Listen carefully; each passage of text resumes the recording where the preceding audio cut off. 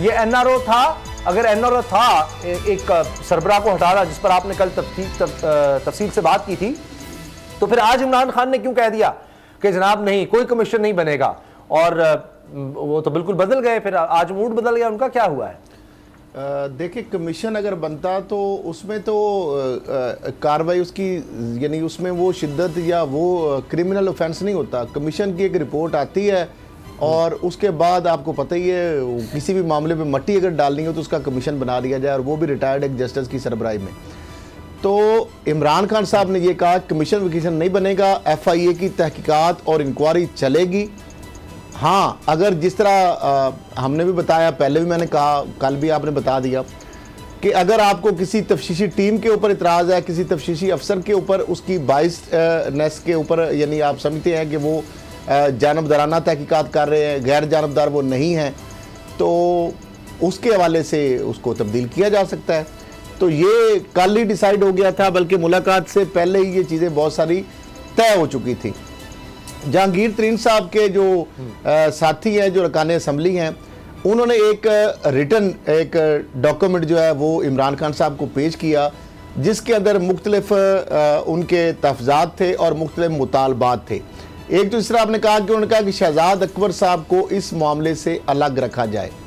तो इस पर इमरान खान साहब ने कहा कि शहजाद अकबर आपके साथ किसी किस्म की ज़्यादती नहीं करेंगे, और इसकी चीज़ मैं गारंटी करता हूँ, यकीन दहानी कराता हूँ।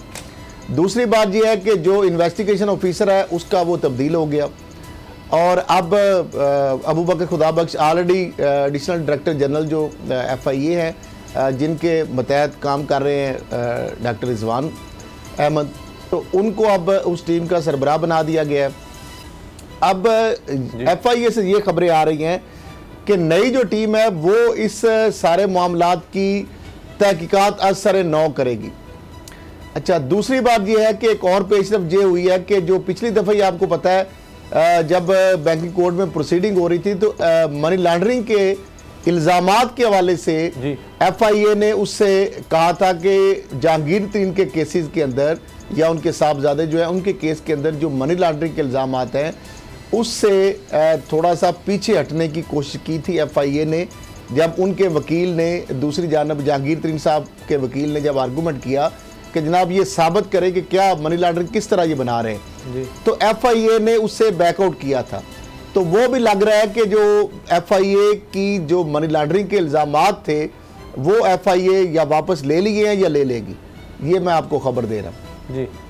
तो बाकी मैंने यही कहा था कि फैसला जो भी है अब अदालतों ने करना, इंसाफ अदालतों से मिलना है। जहांगीर तरीन को, इमरान खान साहब ने इंसाफ उनको नहीं देना, ना कोई FIR ख़त्म हो रही हैं, ना इंक्वायरी खत्म हुई है। अच्छा, हाँ, इन्वेस्टिगेशन ऑफिसर जो है या सरबराही जिसकी है, वो अगर तब्दील हो जाता है तो उससे आप NRO कह दें या क्लीन चिट मिल गई, मैं समझता हूँ कि ये गलत बात है।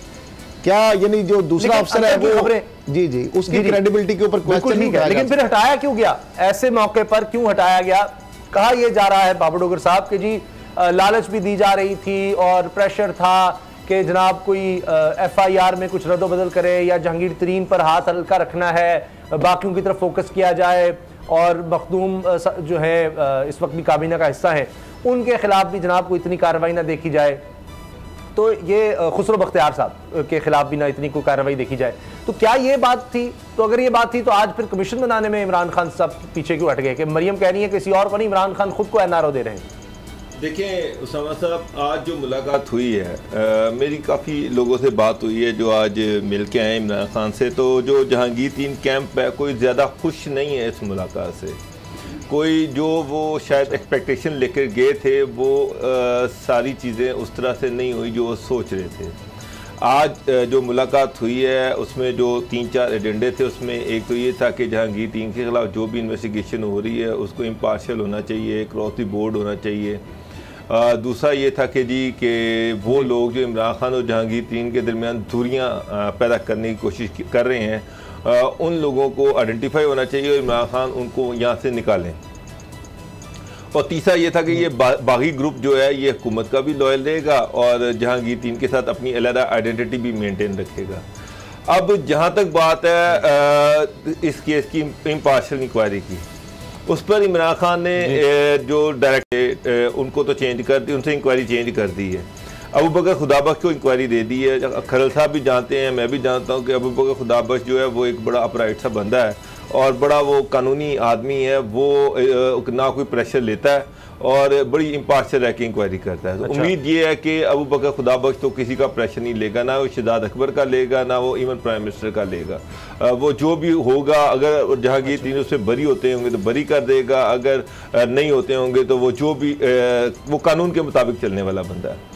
दूसरी चीज़ जो है शहजाद, आज मेरा ख्याल था कि आदम खान के हवाले से भी बात की जाएगी और कई लोगों की बात की है, लेकिन बात हुई है एक बंदे की हुई है। वो बात हुई है शहजाद अकबर की। उन्होंने कहा जी शहजाद अकबर साहब जो हैं इन्होंने व्हाट्सएप के ज़रिए से FIR दर्ज करवाई, ये जनाब डायरेक्टर लाहौर FIA पर प्रेशर डालते रहे हैं और ये सारी जो कुछ भी जहांगीर तीन के ख़िलाफ़ हो रहा है उसके पीछे शहजाद अकबर का नाम है।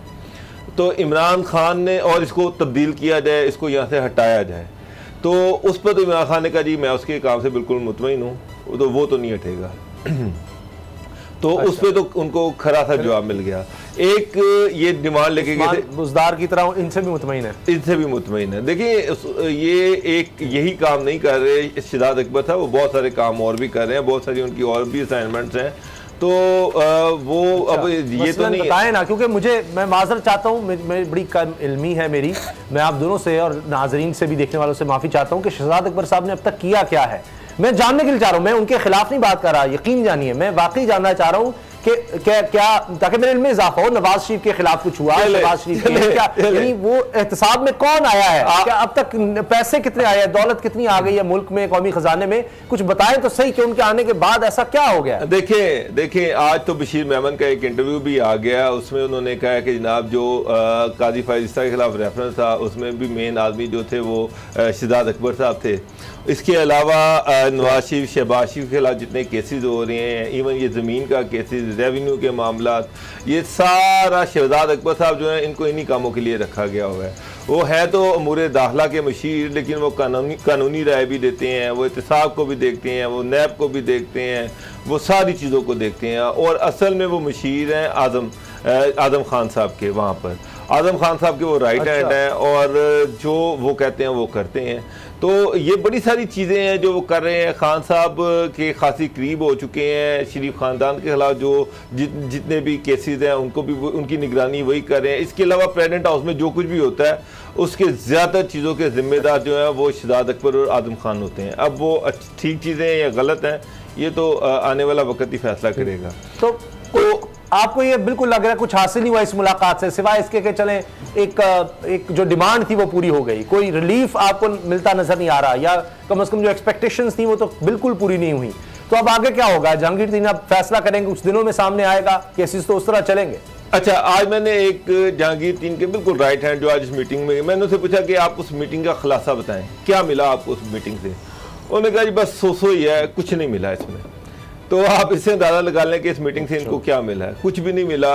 खान साहब स्टेटस को मेंटेन्ड है। हाँ, ये एक इंक्वायरी ऑफिसर चेंज हो गया, जुडिशल कमीशन की जो डिमांड थी वो खान साहब ने कहा कि नहीं ये मेरिट पे केस चलेगा और इसको इसी तरह चलने दें। और इसके बाद खान साहब ने कहा कि अगर आप ये समझते हैं कि इस केस पे कोई प्रेशर तो फिर NRO नहीं मिला, फिर क्या? मरियम तो कह रही है कि जी NRO हो गया, फिर NRO तो नहीं हुआ फिर। और फिर अब जहांगीर तरीन के वाले से राना सनाउल्लाह साहब खुद कह रहे हैं कि 24 घंटे में जहांगीर तरीन हुकूमत गिरा सकते हैं और हमने पूरी तरह से ये राना सनाउल्लाह के अल्फाज है, मैं दोहरा रहा हूं कि हमने गैर मशरूत तौर पर जहांगीर तरीन ग्रुप को गले लगाना है, ये फैसला नवाज शरीफ ने करना है।